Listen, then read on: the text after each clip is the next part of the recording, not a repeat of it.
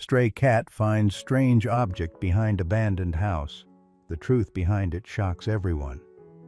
George, look at this entry about Project Nightingale and these offshore accounts. This is bigger than we thought, isn't it? Martha whispered, her voice trembling as she held the fragile ledger. George leaned closer, his face grim.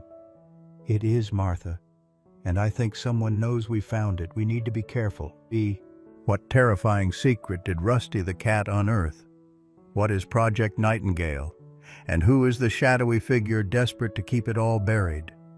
Subscribe now, like this video, and tune in to our channel to hear the full gripping story. Stray cat finds strange object behind abandoned house. The truth behind it shocks everyone. You won't want to miss a single thrilling moment. The flashing red and blue lights sliced through the twilight haze hanging over Oakhaven's Maple Street, painting the peeling paint of the old Blackwood house in frantic alternating hues. Police cruisers angled haphazardly across the cracked driveway, their radios crackling with urgent clipped transmissions. Neighbors, drawn by the commotion like moths to a flame, huddled in small, anxious groups on the opposite sidewalk, whispering behind cupped hands, their faces etched with a mixture of fear and morbid curiosity.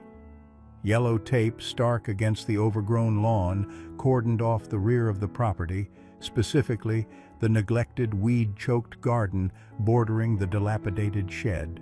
Officer Jenkins stood guard at the tape's edge, his expression grim, waving off the more daring residents trying to edge closer. "Keep back, folks. Give 'em room," he repeated, his voice tight. Detective Miller, a man whose perpetually weary face seemed carved from granite, crouched near a patch of freshly disturbed earth beside the shed. Floodlights brought the scene into harsh relief. Upturned soil, severed roots, and in the center of it all, a metallic object, partially unearthed, glinting dully. It wasn't large, perhaps the size of a small suitcase, scarred and weather-beaten, but undeniably artificial amidst the natural decay.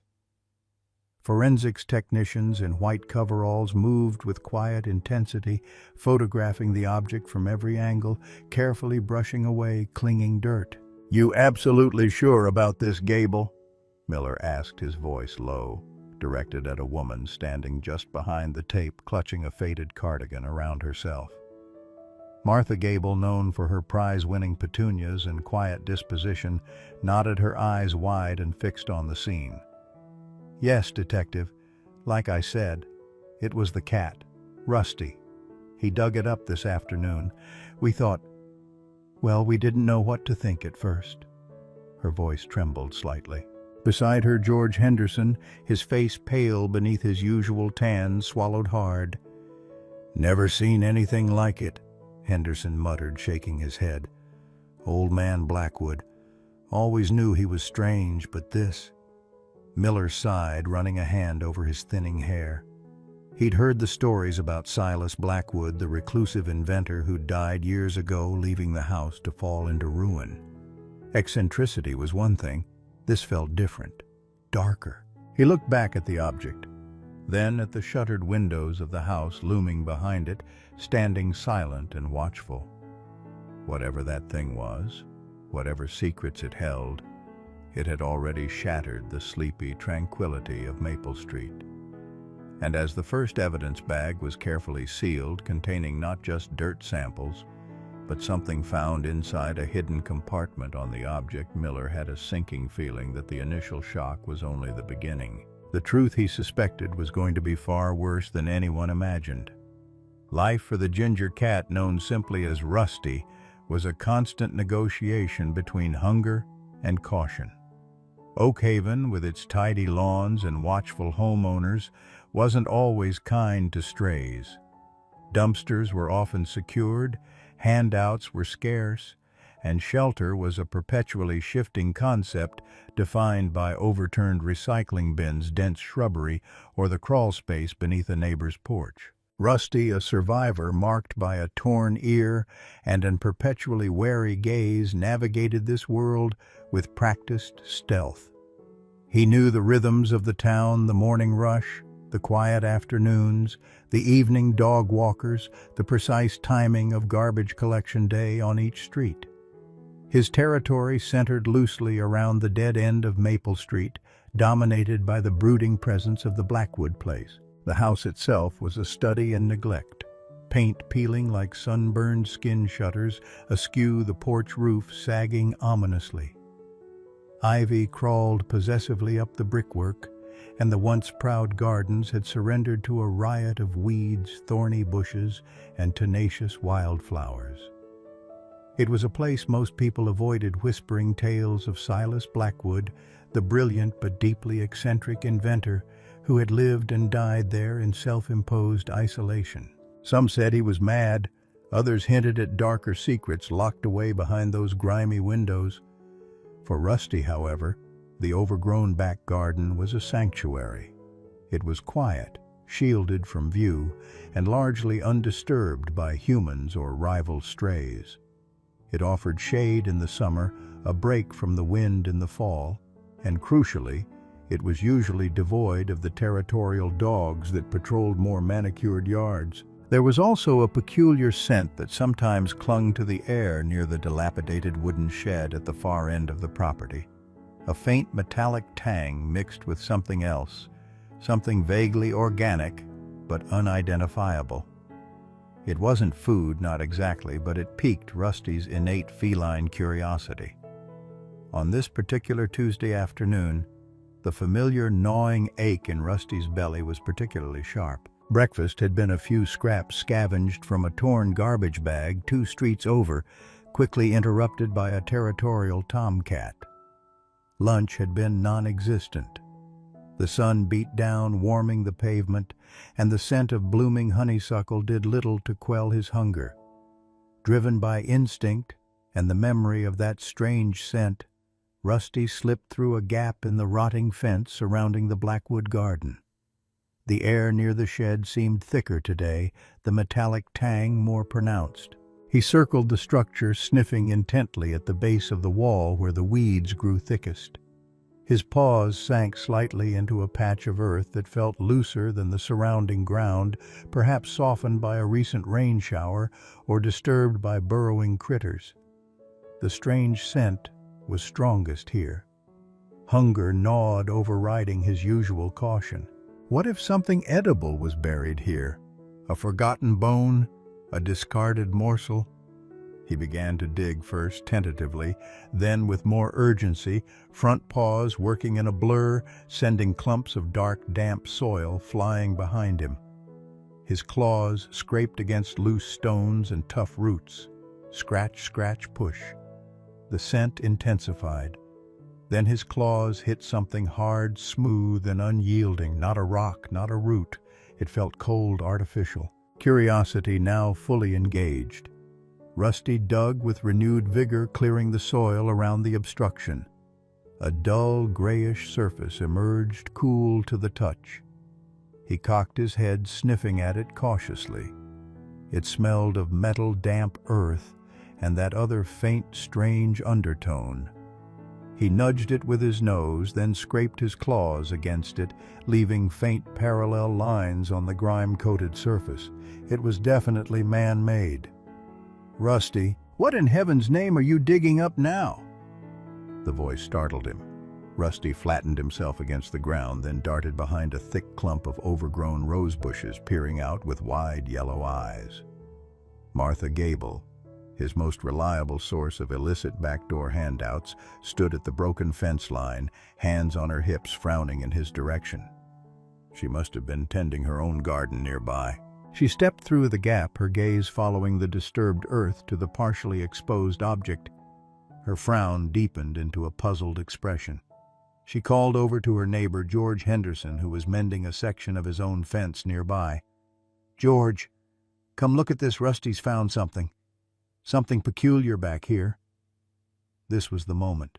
The simple, instinctual act of a hungry stray cat digging in the dirt became the inciting incident, the first domino to fall in a chain of events that would pull back the curtain on secrets long buried in the heart of Oakhaven.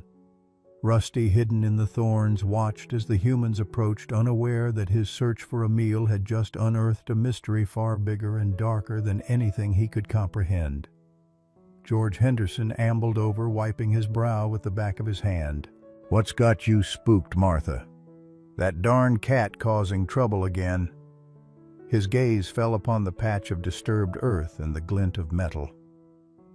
"Well, I'll be—" Together cautiously at first, then with growing determination, Martha and George began clearing more soil away from the object Rusty had uncovered. It wasn't easy work. The ground was compacted in places, tangled with stubborn roots. They used George's trowel and eventually a small spade he retrieved from his own yard. Slowly the thing took shape. It was a sturdy metal box, roughly rectangular, made of thick-gauge steel or aluminum, heavily weathered but clearly well constructed. It had sealed seams, and on one side a small opaque panel that looked like it might be a solar cell, though it was covered in years of grime. "What is it?" Martha wondered aloud, pushing a stray gray hair from her forehead. "Looks like some kind of strong box, or maybe part of old Blackwood's tinkering." George prodded it with the spade. "Built solid, whatever it is. Looks watertight. Maybe he buried some tools out here." He scraped more dirt away, revealing a hinged latch on one side, secured not by a padlock, but by a complex-looking mechanical dial, like an old safe. Curiosity overcame their initial hesitation.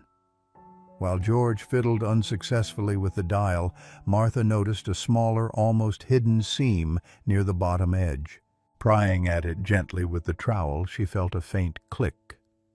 A narrow compartment, barely noticeable against the main body of the box, popped open a fraction of an inch. It wasn't the main access point, but a secondary concealed cache. Inside, nestled in a bed of surprisingly well-preserved felt lining, wasn't treasure or tools. It was a slim, oilskin-wrapped package. George carefully lifted it out. His hands, usually steady from years of carpentry and gardening, trembled slightly. They unwrapped it, revealing not just a bundle of old letters tied with faded ribbon, but several ledger books with meticulous handwritten entries and a sheaf of folded papers that looked disturbingly like official documents. Deeds, old incorporation papers, and bank statements dating back decades. Silas Blackwood. Private accounts. George read softly from the cover of one ledger. He flipped it open.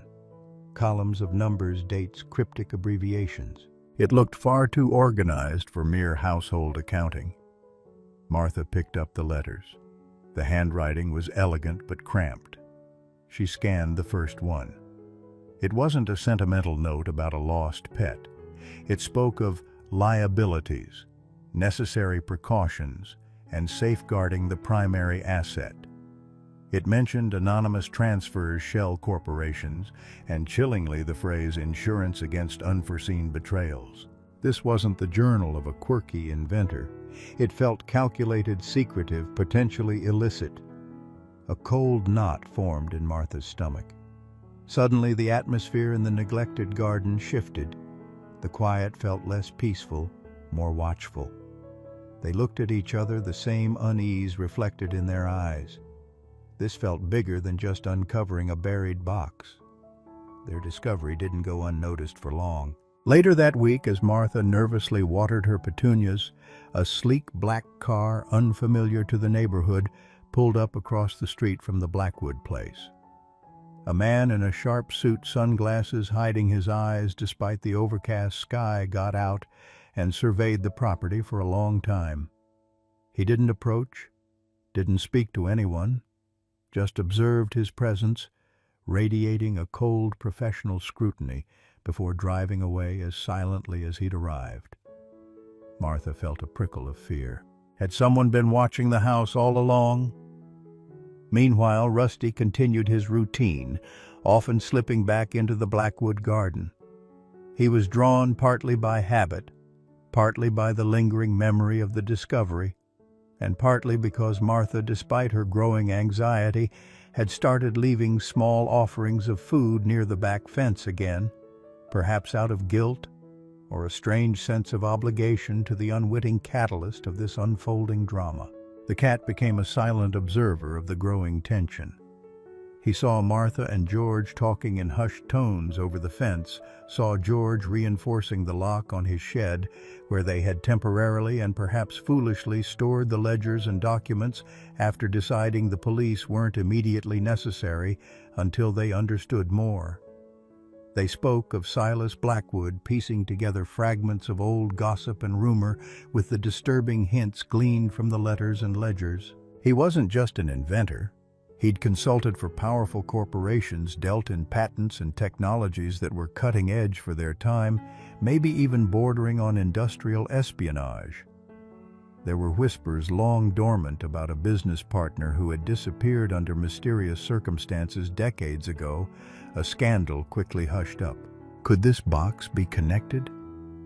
Feeling increasingly out of their depth and unnerved by the man in the black car, they decided they needed help, but were hesitant to go straight to the police without more concrete proof of wrongdoing. George remembered his nephew David, a young, hungry journalist working for the county newspaper, always looking for a big story.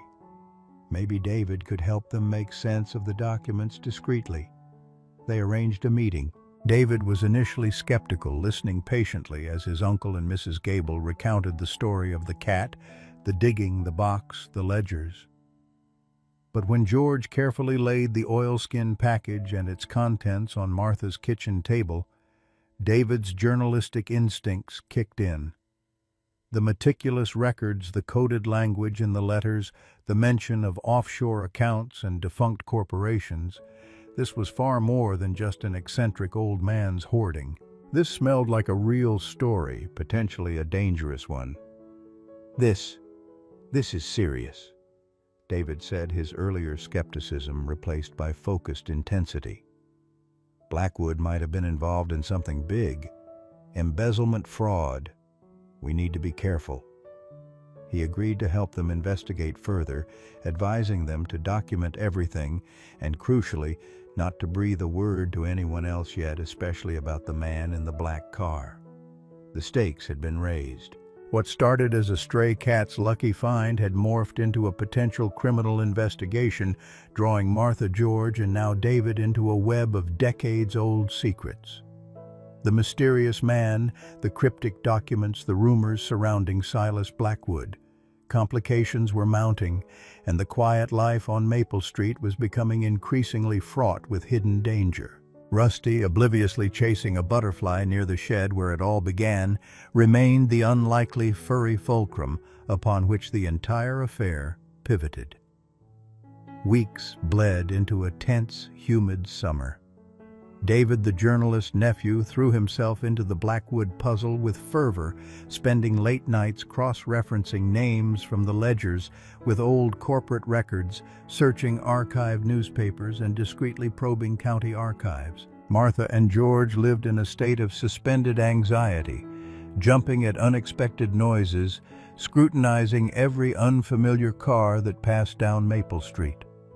They kept the original documents hidden, moving them from George's shed to a locked chest in Martha's attic, feeling the weight of their secret discovery pressing down on them. Rusty, sensing the undercurrent of stress, often found Martha sitting on her back steps, staring towards the Blackwood property, absently stroking his ginger fur as he purred on her lap, an unwitting furry confidant. The breakthrough came from an unexpected direction. While deciphering a series of particularly cryptic entries in one of Blackwood's later journals, entries made shortly before his death, David stumbled upon recurring references to Project Nightingale and coordinates that corresponded not to a location, but to a specific patent number filed decades ago. This wasn't mentioned in the main ledgers. It was buried in personal reflections laced with what seemed like remorse. Working with a retired patent lawyer, his newspaper sometimes consulted, David managed to unearth the details of patent US4 XXXXX, acoustic resonance device for geological surveying. filed by Blackwood and a partner named Alistair Finch in the late 1970s. Finch. That name rang a bell. He was the business partner rumored to have vanished.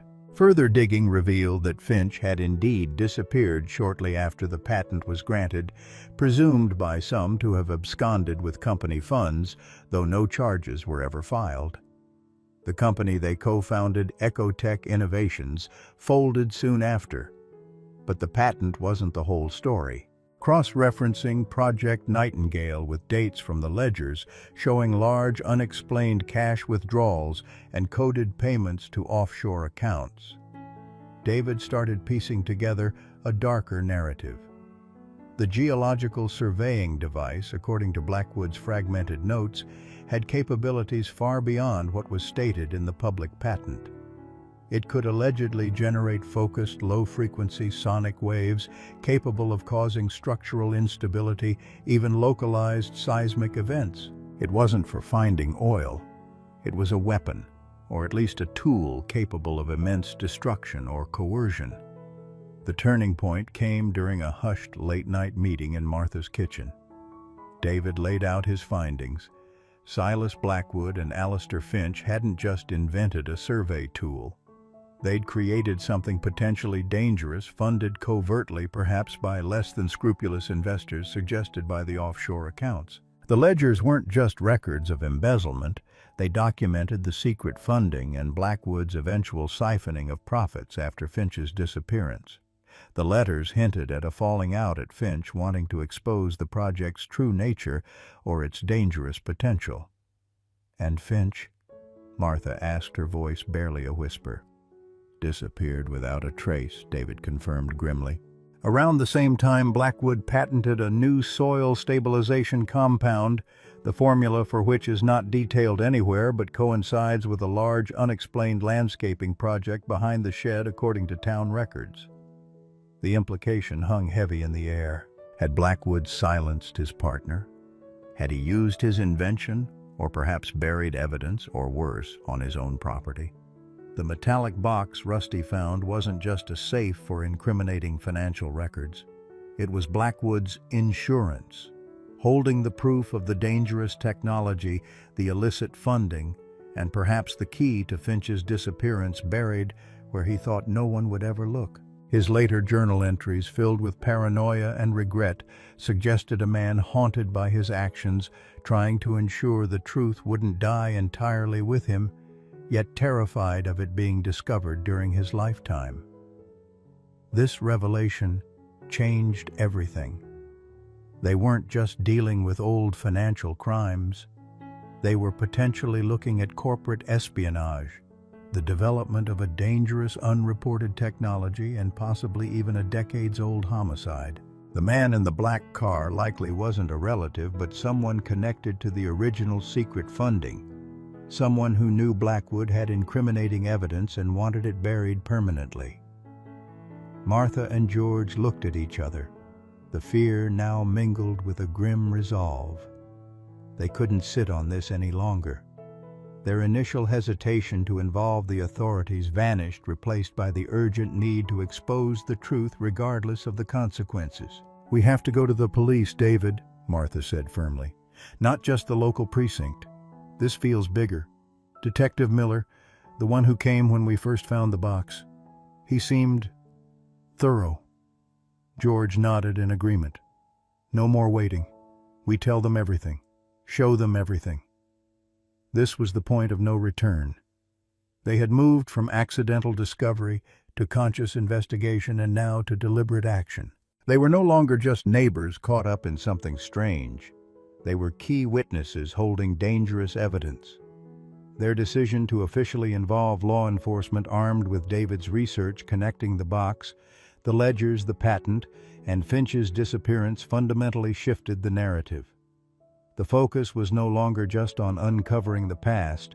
It was about ensuring that the truth came out and that whoever was trying to keep it buried was stopped. The game had changed, and the risks had escalated dramatically. Taking the information to Detective Miller was like throwing a lit match into a dry forest.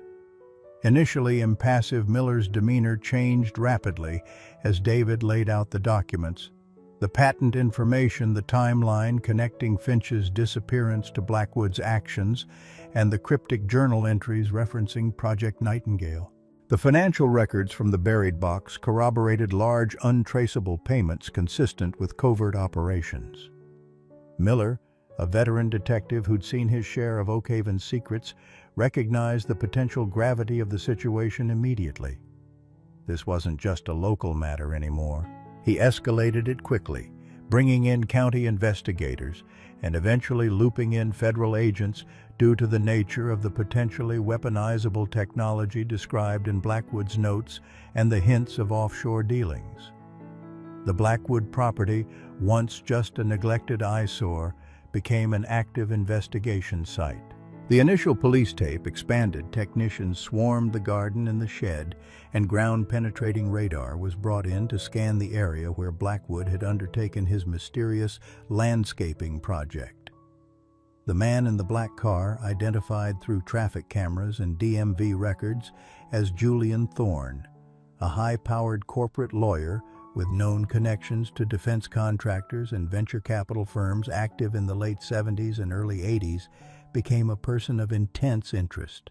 Thorne, it turned out, represented a consortium that had been one of Ecotech Innovation's shadowy initial investors who likely knew or at least suspected the true nature of Project Nightingale and had a vested interest in keeping it buried along with any connection to Finch's vanishing act.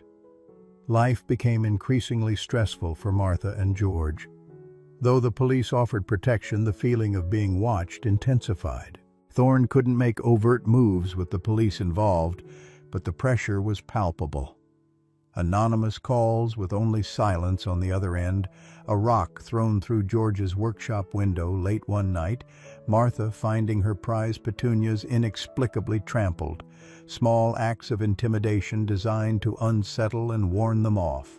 David, pursuing the journalistic angle while cooperating with the police, faced his own pressures, veiled threats from Thorne's legal team, warnings from his editor about the powerful people he might be angering. Rusty, the ginger catalyst, remained blissfully unaware of the human drama swirling around his accidental discovery. He still frequented the edges of the Blackwood property, drawn by habit and the occasional food offering left by a stressed but still compassionate Martha. His presence, however, took on a new significance for the investigators. Detective Miller, noting the cat's persistence in returning to the area near the shed, ordered a more thorough search right where Rusty had initially dug. "Cats know things," he'd grunted, half joking, half serious. "Let's see what else he was interested in." Beneath the loose soil where the box was found, under a layer of compacted earth and suspiciously uniform gravel consistent with Blackwood's stabilization compound, the ground-penetrating radar detected a significant anomaly. Careful excavation followed. It wasn't Alistair Finch's body, as some had darkly speculated. It was something else, arguably just as damning, a heavily shielded lead container. Inside, wrapped in layers of protective material, was a prototype, a non-functional but clearly identifiable core component of the acoustic resonance device, far more advanced and potentially dangerous than the public patent suggested. Alongside it was a final sealed letter from Blackwood addressed "To whom it may concern," confessing his fear of the technology, his guilt over Finch's likely fate, though admitting no direct involvement, only suspicion and cover-up, and his reasons for burying the evidence, part self-preservation, part horrifying insurance policy against those who might seek to replicate his work. This discovery was the smoking gun. It corroborated David's research and Blackwood's journal, providing tangible proof of the dangerous technology and Blackwood's complicity in concealing it.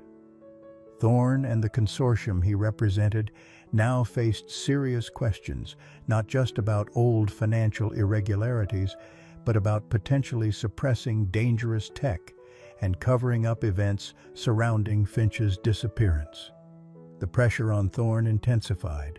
Knowing the net was closing in, he became desperate. The investigators suspected he might try to retrieve or destroy any remaining evidence, particularly the ledgers and documents still held as primary evidence, copies of which were secured, but originals often held more weight legally.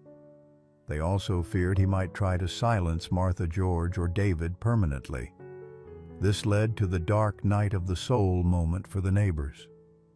Sitting in Martha's kitchen, the curtains drawn tight, they questioned the path they were on. "Is it worth it, George?" Martha whispered, clutching a mug of cold tea. "All this fear. Maybe we should have just left that box buried." George looked at his trembling hands. "We started this, Martha. Because of Rusty maybe, but we kept going. We know what Blackwood did, what he built. We know Finch disappeared. We know Thorne is trying to bury it all again. If we back down now..." He didn't finish the sentence. David, joining them after a tense meeting with Miller, echoed George's sentiment, though his face was pale. "Thorne's lawyers are trying everything. Discrediting Blackwood, painting Finch as a thief, suggesting you two tampered with the evidence. They're trying to muddy the waters. But Miller thinks the prototype and the final letter are enough. They're planning to bring Thorne in for questioning, maybe secure a warrant for his records." The final confrontation felt imminent. The police were tightening surveillance on Thorne. Martha, George, and David were advised to stay vigilant. The atmosphere was thick with anticipation and dread. They knew Thorne wouldn't go down quietly. The stage was set for the climax, the culmination of a hungry cat's digging decades of secrets and the courage of ordinary people facing extraordinary circumstances. The final pieces of the puzzle were falling into place, pointing towards a resolution that promised to finally expose the shocking truth hidden behind the walls of the Blackwood house. The climax arrived not with a bang, but with the stealthy click of a lockpick in the dead of night. Thorne, cornered and desperate as the federal investigation zeroed in on his consortium's historical records, decided on a high-risk gamble. Believing the original ledgers and Blackwood's initial letters, the ones Rusty had uncovered, were still hidden somewhere accessible at Martha's or George's homes, despite police assurances they were secured as evidence, he made his move. He chose Martha's house, assuming the elderly woman was the softer target. He hadn't counted on Rusty. The ginger cat, often allowed shelter in Martha's enclosed back porch on damp nights, was startled awake by the faint scraping sound at the kitchen door lock. His ears, swiveled pupils dilating in the darkness. A low, guttural growl rumbled in his chest, a sound Martha rarely heard. He darted from his cushion just as the lock clicked open and the door creased inward. Inside, Martha, already on edge, was woken not by the intruder, but by Rusty's uncharacteristic frantic hissing and yowling from the porch. Heart pounding, she fumbled for the bedside phone, dialing 911, with trembling fingers whispering their address and "intruder" before Thorne. Hearing the commotion, burst fully into the kitchen. Thorne, momentarily disoriented by the darkness and the unexpected fury of a spitting, clawing ginger cat launching itself towards his legs, cursed aloud. He kicked out blindly, sending Rusty skittering across the linoleum, but the cat's defense, brief as it was, bought precious seconds. Martha, adrenaline surging, screamed, grabbing a heavy cast-iron skillet from the stovetop as Thorne lunged towards the living room, presumably heading for the attic stairs where he guessed the documents might be. The night exploded into chaos. Martha swung the heavy skillet wildly, landing a glancing blow on Thorne's arm as sirens wailed in the distance, growing rapidly closer. Thorne shoved her aside, sending her stumbling against the counter, his face contorted in rage and panic. He made it to the hallway just as the first police cruiser screeched to a halt outside, lights bathing the front window in strobing blue. Detective Miller, having anticipated Thorne might make a desperate move and coordinating with the patrol units, was one of the first officers through the door, gun drawn. "Police, freeze." Thorne froze, caught between the hallway and the kitchen. Martha scrambling back to her feet. Rusty hissing from beneath the kitchen table, and the undeniable reality of flashing lights and drawn weapons. The fight drained out of him instantly. He slowly raised his hands, his expensive suit disheveled, a long scratch from Rusty visible on his polished shoe. The attempted burglary, coupled with the mounting evidence from the Blackwood investigation, sealed his fate. The central conflict, the fight to expose the truth and stop those trying to suppress it, reached its decisive end in Martha Gable's unexpectedly defended kitchen. The aftermath settled over Maple Street like dust after an earthquake. Julian Thorne's arrest sent shockwaves through the corporate and legal circles he inhabited. The subsequent investigation, fueled by the evidence unearthed from the Blackwood property, the ledgers, the letters, the prototype Blackwood's final confession, and corroborated by Thorne's desperate actions, laid bare the decades-old conspiracy.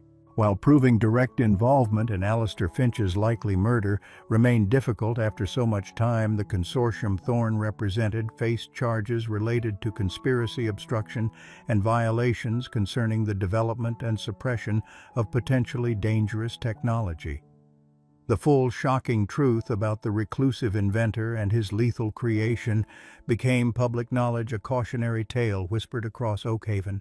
The Blackwood house itself was eventually seized and sold by the state, its dark history scrubbed clean, destined to become just another house on the block, though neighbors would likely never forget what had been hidden behind its walls and buried in its garden. For Martha Gable and George Henderson, life slowly returned to a semblance of normality, albeit a changed one. They were local heroes interviewed by David for a feature series in the county paper that won him considerable acclaim. They bore the weight of their experience with quiet dignity, forever bonded by the secret they had unearthed and the danger they had faced together. Their friendship deepened, forged in the crucible of shared fear and courage. And Rusty, the stray ginger cat, the unwitting instigator of it all, became something of a neighborhood legend. He never became a pampered house cat. His cautious, independent spirit remained too strong for that. But he no longer had to negotiate quite so hard for his next meal. Martha and George, along with several other neighbors touched by the story, ensured there was always food and fresh water left out near Martha's back porch or George's workshop. He even gained a grudging respect from Detective Miller, who occasionally left a can of tuna near the station's back door when he saw the ginger tomcat making his rounds. The metallic box Rusty had found, stripped of its incriminating contents, but recognized for its ingenious self-powering design, solar, as George had initially guessed, was eventually returned to the community. After ensuring it held no further secrets, it was cleaned, repaired, and installed discreetly near the edge of the park bordering Maple Street. Filled regularly by donations coordinated by Martha, it became what Silas Blackwood perhaps partly intended it to be in his complex web of guilt and secrecy, an automatic feeder for the strays of Oakhaven. Sometimes, on quiet afternoons, Rusty could be seen eating from the strange device he had dug up from the earth.